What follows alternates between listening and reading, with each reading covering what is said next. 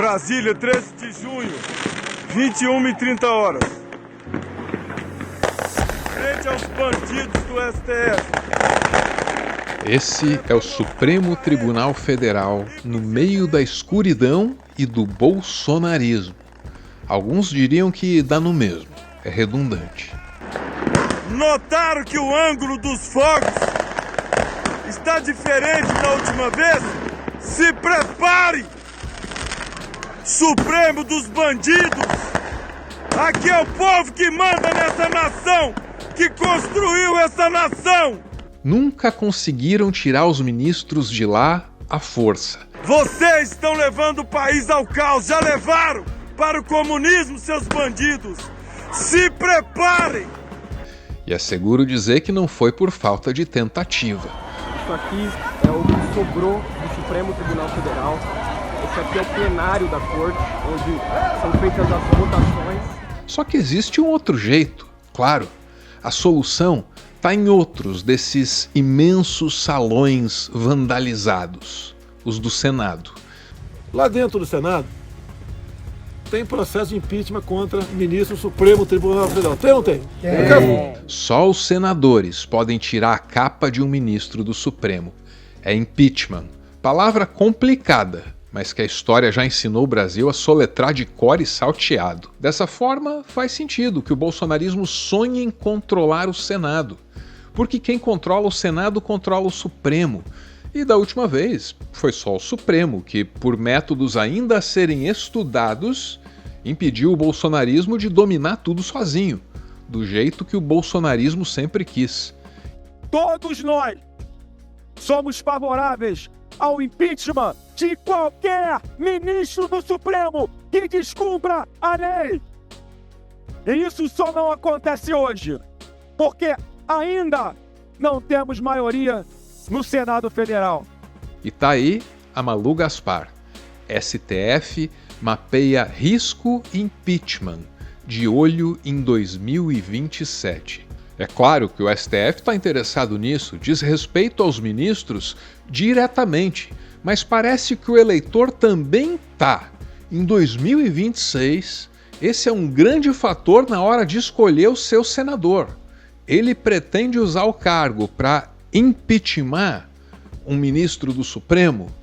Houve uma queda da confiança e principalmente da confiança da população com os ministros do Supremo. São duas curvas que em um momento se encontram e agora voltam a se distanciar. A da desconfiança e a da confiança. A da confiança descendo, essa curva, e a da desconfiança crescendo. O caso Master chega ao Supremo Tribunal Federal, de fato, no dia 28 de novembro do ano passado. A pesquisa ainda não tinha captado isso, começa a captar depois. A partir daí, essa queda é mais acentuada, a da confiança. Nos últimos meses, a nossa república tem se comportado como se pressentisse que uma tentativa séria de tirar o cargo de alguns dos ministros está a caminho. Mas será que está mesmo?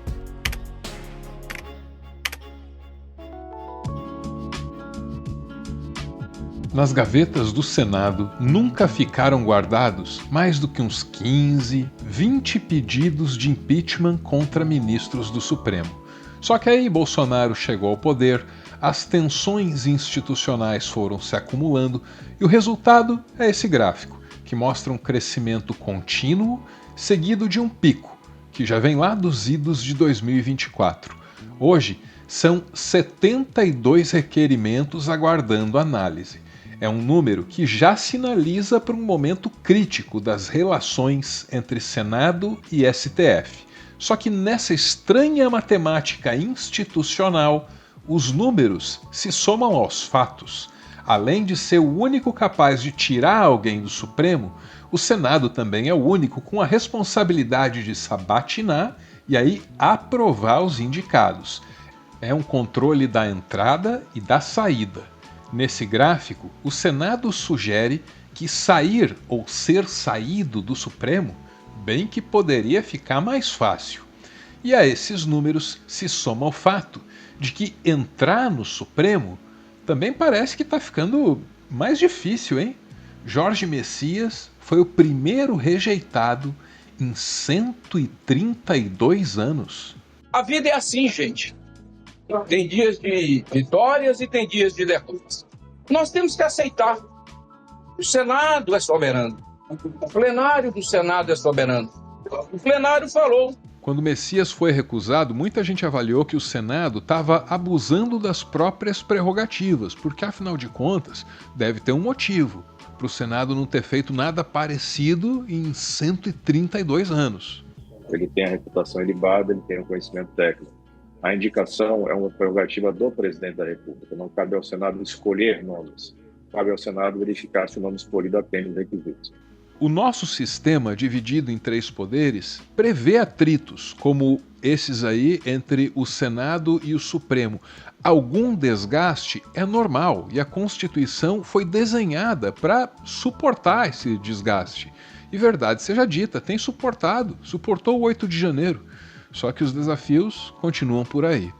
Os ministros do Supremo monitoram os pedidos de impeachment contra eles no Senado e prevêem a eleição daquilo que eles chamam de uma bancada do impeachment nesse 2026.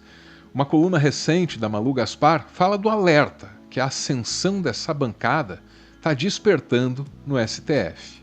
Segundo relatos obtidos pela equipe da coluna, os levantamentos internos do STF apontam que a bancada pró-impeachment poderia alcançar aproximadamente 40 das 81 cadeiras. 40 das 81. As projeções da Corte consideram a renovação de 2/3 do Senado nas eleições de outubro e a possível vitória de candidatos que aparecem bem posicionados nas pesquisas mais recentes, como Michele Bolsonaro e Carlos Bolsonaro, que vão disputar o Senado pelo Distrito Federal e por Santa Catarina, respectivamente. O levantamento também leva em conta que outros 27 senadores continuam no cargo até 2030. Por essa projeção, a bancada do impeachment seria formada majoritariamente por senadores do PL, PP, União Brasil e Novo, onde estão as principais vozes críticas à atuação da Suprema Corte. Ou seja, a tal da bancada do impeachment terá, a partir de 2027, 40 senadores, no mínimo 40, quase a metade da casa. E o Supremo não pode fazer nada a respeito disso. Ou será que pode? Esse é o núcleo da questão, o caroço, por assim dizer. Um parêntese, para falar de um outro caroço aqui, vai. Dica de um filme da Fílmica, Um Caroço de Abacate. Amei, bora tirar um print. Muito obrigado, Glauci. Um Caroço de Abacate é um filme de 2022 sobre o encontro improvável entre a Larissa, mulher trans, e o Cláudio, um homem cis, nas ruas de Lisboa.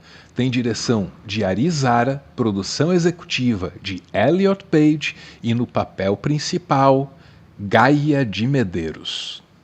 Tem tipos de mulher? Tem tipo de mulher, tem tipo de mulher, tipo de homem, tem tipo de tudo. O que é uma mulher assim, tipo eu?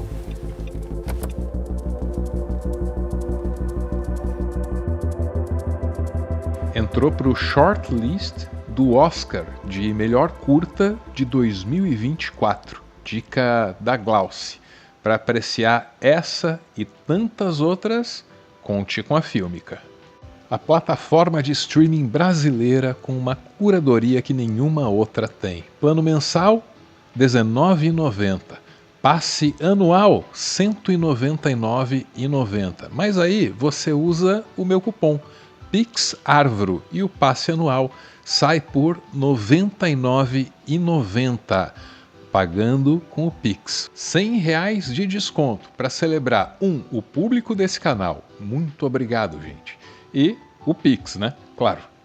E a nossa plataforma de streaming preferida agora também tem uma loja, onde você pode comprar filmes em Blu-ray, além de outros produtos. Dá uma olhada lá na loja da Fílmica, você vai achar coisas bem interessantes mesmo. E não tem só filmes não, é sério, dá uma olhada na Eco Bag, que linda que ficou. Ficou muito maneira, sério. Muito maneira mesmo. Dá uma olhadinha na loja da Fílmica, porque lá valem as mesmas prioridades. Descontos pro Pix e pro público aqui do canal. 20% no total. Muito obrigado, filme, que agora de volta ao nosso tema principal. A bancada do impeachment deve começar 2027 com 40 senadores, e para abrir um processo contra um ministro do STF, eles precisariam de 41 votos, maioria simples. Precisariam, porque em dezembro de 2025, o Gilmar Mendes mudou a regra do jogo, argumentando, basicamente, que o jogo estava fácil demais. Basta ver, para entender razoavelmente isto, que o processo de impeachment do presidente da República, ele passa por juízos de 2/3 na Câmara e no Senado. No modelo atual, você poderia afastar um ministro do Supremo com simples maioria absoluta. Então, isso parece ficar extravagante, sobretudo nesse contexto de polarização e tudo o mais. E o que ficou decidido por intermédio de Gilmar Mendes é que agora são necessários não 41 e sim 54 votos. A Constituição de 1988 prevê que cabe ao Senado Federal processar e julgar ministros do Supremo no caso de eventuais crimes de responsabilidade, mas não trata da possibilidade de impeachment dos magistrados. O tema é abordado na Lei de Impeachment de 1950, que regulamenta o assunto, mas que teve diversos artigos suspensos na decisão liminar do ministro Gilmar Mendes. O ministro ressaltou na decisão que o instrumento não pode ser usado como forma de intimidação, sob pena de gerar insegurança jurídica e pressionar juízes a atuar de forma parcial ou alinhada a interesses políticos. E o Gilmar Mendes ainda ergueu outras barreiras, outras dificuldades. A principal delas está na Procuradoria-Geral da República, sem a qual o Senado não pode interferir no Supremo. E o bolsonarismo reclamou, claro. De forma casuística, sabendo que se aproxima uma eleição e que nós teremos força para eleger o maior número de senadores, Gilmar Mendes simplesmente diz que a lei do impeachment não vai ser mais feita dessa forma. Sabe como vai ser? Ninguém mais pode fazer pedido de impeachment contra o ministro do STF.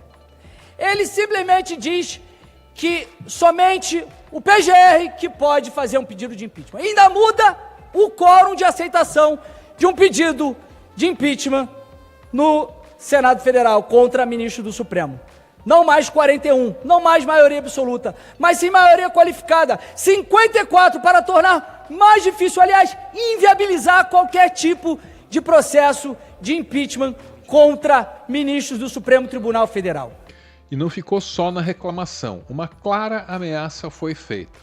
Já que o ministro estava tirando poderes dos senadores, então os deputados bem que poderiam tirar poderes dos ministros. Como assim? É que a decisão do Gilmar Mendes foi monocrática, só dele. Então o bolsonarismo lançou essa ideia aí. Chega de decisão monocrática. A bancada do Novo está irresignada com essa sua atitude, mas mais do que inconformada.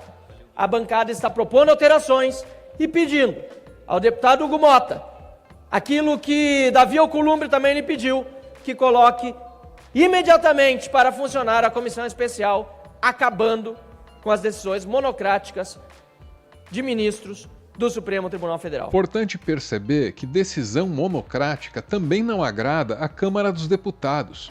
O STF, em especial Flávio Dino, dentro dele, tem questionado a Câmara sobre a falta de transparência no uso dos recursos das emendas.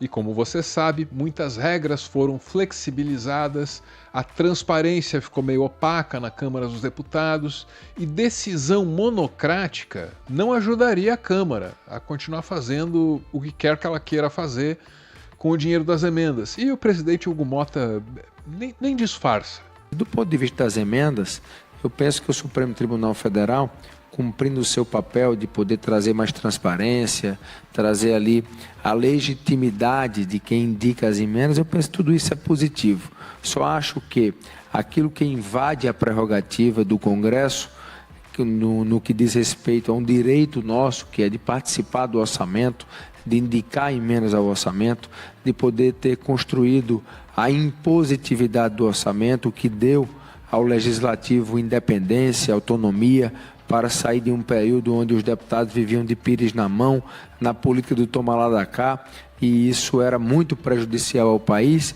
Eu penso que quando entra nessa seara, o país também perde. Não se sabe se foi a ameaça de mexer nas decisões monocráticas, mas o Gilmar Mendes voltou atrás, pelo menos em parte. Ele voltou atrás naquela ideia de obrigar o Senado a ter o aval da PGR, na hora de tentar tirar um ministro do Supremo. Ele também desistiu de impor as mudanças por decisão monocrática. Ele enviou tudo para o plenário, para os colegas dele votarem junto. Ele só não voltou atrás na coisa do quórum. Continua querendo 54 votos ao invés de 41. Não se sabe quando o plenário do Supremo vai votar essa mudança sugerida pelo Gilmar Mendes. E talvez o STF não tenha pressa para votar, porque na prática, aqueles 72 pedidos de impeachment contra ministros do Supremo que hoje estão no Senado, todos esses estão barrados pelaquela parte da liminar do Gilmar Mendes que continua em vigor. E mesmo que não estivessem, ainda tem um outro problema. A bancada do impeachment pode até ter 40 cadeiras, mas não tem a da presidência do Senado. É muito difícil, de fato, que algum pedido tenha andamento nessa legislatura com o Davi Alcolumbre sentado na cadeira de presidente da casa, porque o Davi tem uma relação muito boa com os ministros, com a maior parte dos ministros do Supremo, com aquele grupo forte do Supremo que dá as cartas, que consegue jogar o jogo ali, que é capitaneado pelo Gilmar Mendes. Gilmar, Moraes, Toffoli, Flávio Dino, que está muito próximo deles. E o Davi tem uma excelente relação com eles, em especial com quem? Com o Alexandre de Moraes. O Davi Alcolumbre e o Alexandre de Moraes, a gente já comentou isso aqui outras vezes, eles são amigos, eles são muito próximos. Então, eles se frequentam, eles se gostam. Então, assim, no Senado existe também, principalmente dentro da oposição, existe essa leitura de que nessa legislatura, com o Davi Alcolumbre no comando da casa e no comando da caneta, não vai ter pedidos de impeachment saindo do papel. E é isso. Para quem queria ver ministro do STF sendo arrastado para fora do palácio pela capa, o recado continua sendo o mesmo de antes. Ao menos, por enquanto. Ponto final em mais um textão. Uso o espaço das considerações finais para avisar os apoiadores do canal que nesse final de semana teremos o 3º episódio da nossa série sobre os anos finais da União Soviética. É um episódio muito importante. A gente está contando como nascem os grandes oligarcas russos, fortunas acumuladas a partir do espólio da União Soviética. Quando tudo foi privatizado, alguém se tornou o dono. Nasceu assim o oligarca russo. E nesse 3º episódio, a sociedade russa começa a reagir e vai para as ruas dizer fora a máfia, que estava tomando conta de tudo.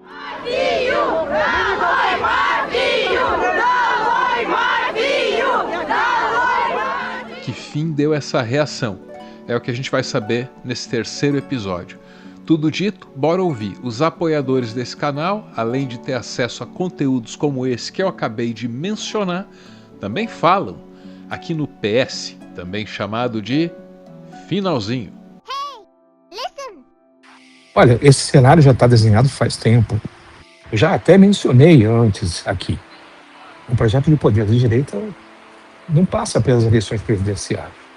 Passa principalmente pelo Senado, daí saltar para o Judiciário e então o Executivo. Os ministros estão na linha de frente das reclamações por motivos diferentes.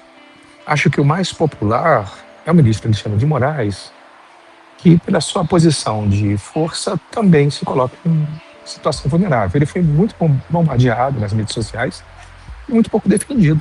Mas você tem razão, o Xandão se expõe demais, ele teve um papel inegável, mas já para trás ele demonstrou as suas garrinhas quando salvou o Toffoli naquela reportagem do Antagonista, né? Aquele ministro do STF que estiver descumprindo as leis tem que ser, sim, impeachmentado. Partindo de um pressuposto real, cria-se toda uma estrutura de pensamento esquisita, né? Dentro do bolsonarismo, dentro da mística bolsonarista, toda lei que eles não gostam não tem que ser levada em consideração. As pessoas estão muito na sua bolha, inclusive a gente, né? Mas eu gostaria muito de entender o que se passa do outro lado, o que passa na cabeça de um bolsonarista, né?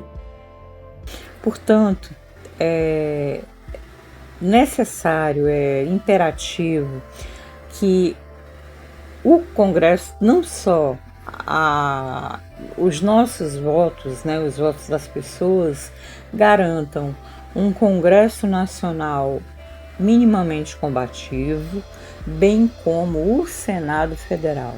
Um outro ponto que representa muito essa desconfiança do STF é como se fosse a culminância da falta de confiança do brasileiro no sistema judiciário em geral.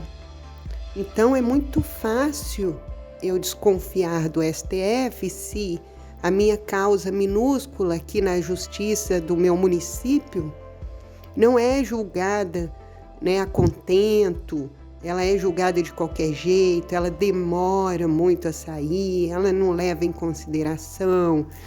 Tem como se fosse uma torcida, né, particular por cada ministro. Eu não sei a escalação da seleção brasileira, nem a que jogou contra a Noruega, mas eu sei a escalação completa do Supremo Tribunal Federal, que vai lá do Gilmar, depois vai para Carminha, pro Fux, que foi, acho que é o terceiro mais velho. Depois do Fux vai vir o Toffoli, não, o Toffoli antes, né? Gilmar, Toffoli, Carminha, Fux. Acho que é isso. Eu acho que uma crise institucional é bastante provável.